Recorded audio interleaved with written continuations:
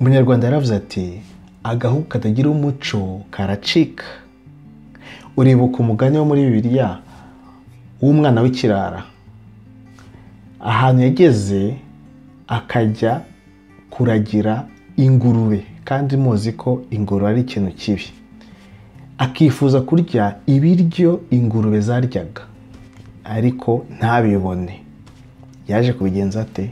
Byagenze gute? Iyo ufite imico n'ingeso byiza bikugeza kure. Ese iyo utabifite bigenda gute? Muri iyi video urasangamo imico 5 Pasteur RUTAYISIRE Antoine anenga ku bantu bayifite.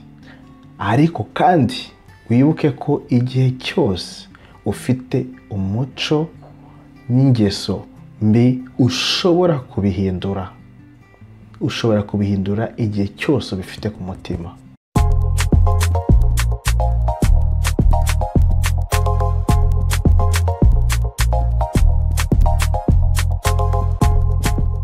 Ikaze kuri mwese mukurikiye Rwanda Tube.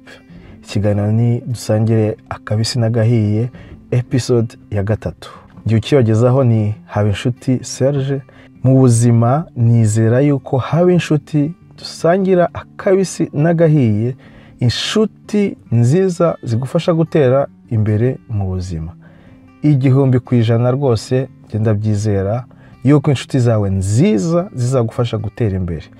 Inshuti zitari nziza zibaho mu buzima, ariko ni ukugerageza kuzigabanya, kutaziha umwanya uhagije, ahubwo tugashaka inshuti nziza natwe ubwacu dufasha.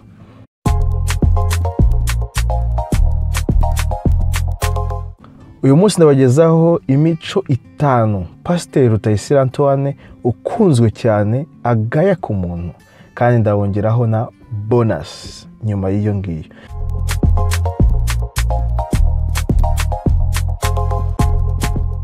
Tudatinze, mu kiganiro Pasteur RUTAYISIRE Antoine aheruka gukora yavuze ko imico 5 yanga cyane agaya ku muntu ari iyikurikira. Umuco wa mbere yanga ni ubugambanyi. Wa muntu kwigiraho inshuti nawe arimo arakugambanira, wa wundi gusoma kwitama inyuma arimo aragutanga. Uwo ni umuco yavuze yuko ari wo mubi, kandi ko nta wundi muntu wawukunda. Ntago wakunda ko inshuti yawe ikugambanira, ntago nawe wakwifuza yuko ugambanira izindi nshuti.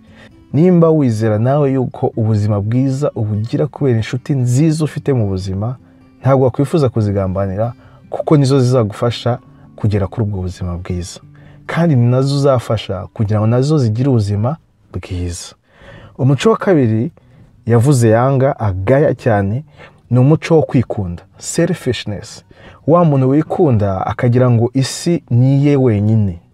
Wa muntu wikunda ku buryo no mu mitekerereze niwe aba yitekereza gusa, nta kindi kintu amariye abandi, nta kindi kintu abafashije.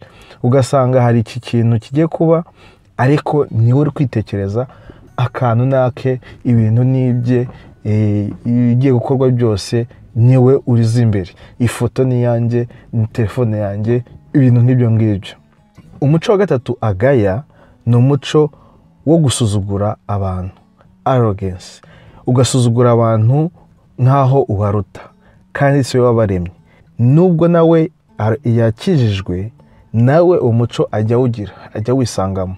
Ibi byose yavuze yuko hari igihe ushobora kubyisangamo, cyane cyane nko kwikunda. Ugasanga hari ahantu wikunze cyane kurusha abandi, cyangwa se ugasuzugura abandi. Ariko icyangombwa nk'umuntu ushaka gutera imbere, iyo ubibonye urongera ukisuzuma, ukica ikiru, cyangwa se ukajya gusaba imbabazi, cyangwa se ukavuga ati ibi sinzasubira. Niyo nabona ngiye kubikora no kwita mbihagarika, kuko kugira ngo utere imbere ntabwo ugomba gukora ikibi, kuko iyo ukoze ikibi kirakugaruka. Karma ibaho mu buzima, karma irakugaruka. Ikiza wifuza ko bagukorera nawe ujye ugikorera abandi. Umuco wa 4 yavuze yanga nanone ni umuco wo kwica akazi. Ukakica ubigambiriye, ukakica kubera ko wikunze, ukakica ugahombya abandi bantu. Uwo ni umuco agaya cyane.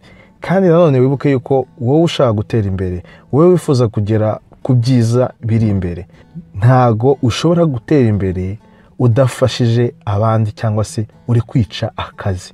Uri kwica akazi kawe, uri kwica akazi k'abandi. Niba wikunze ugakoresha kawe ukagiteza imbere cyane ukarusha abandi, ariko ibuka yuko n'abandi nabo akazi kabo gafite agaciro, gafite impamvu kariho, gafasha abandi bantu.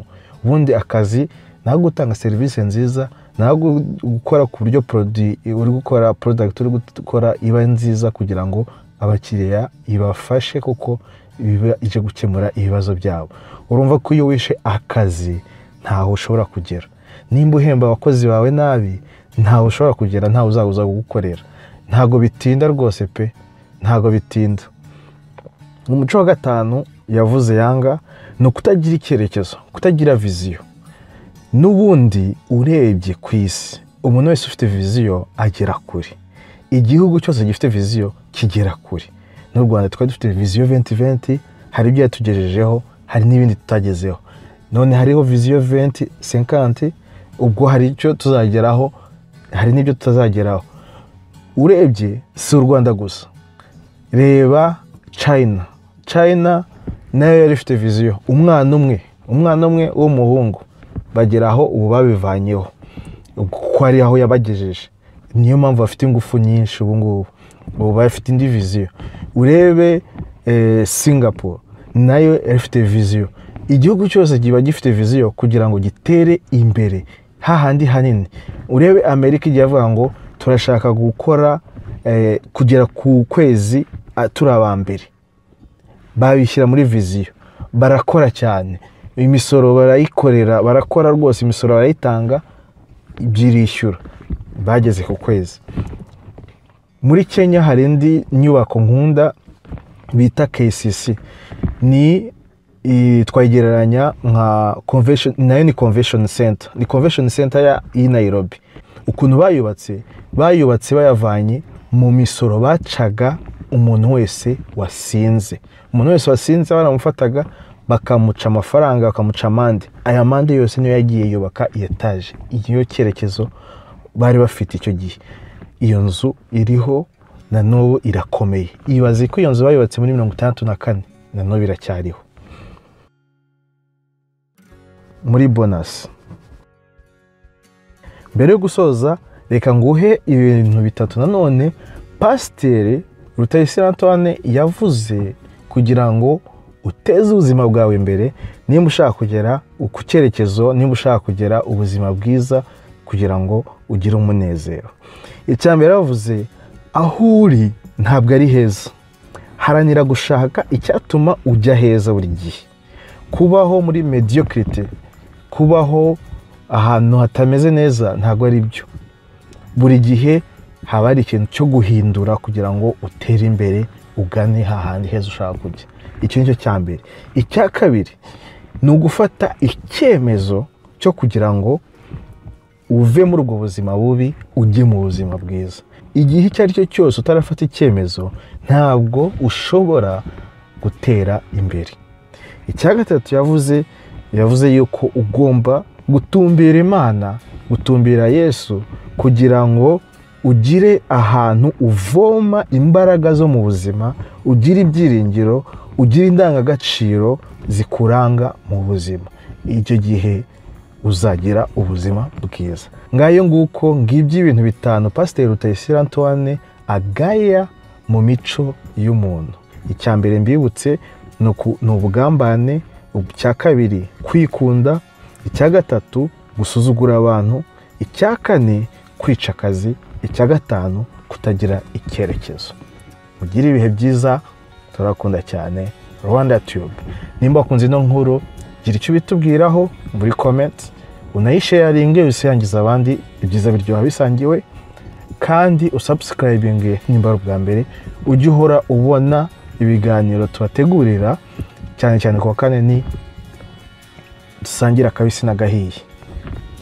Mugire ibihe byiza, amahoro y'Imana.